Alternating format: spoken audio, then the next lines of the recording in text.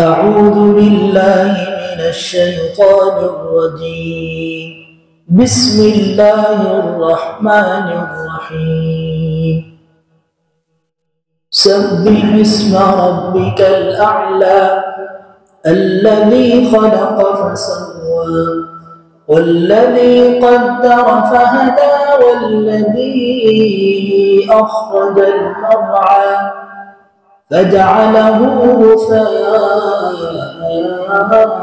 أحوى سنقرئك فلا تنسى إلا ما شاء الله إنه يعلم الجهر وما يخفى ونيسرك لليسرى فذكر إن نفعت الذكرى سيذكر من يخشى ويتجنبها الأشقى الذي يصلى النار الكبرى ثم لا يموت فيها ولا يحيا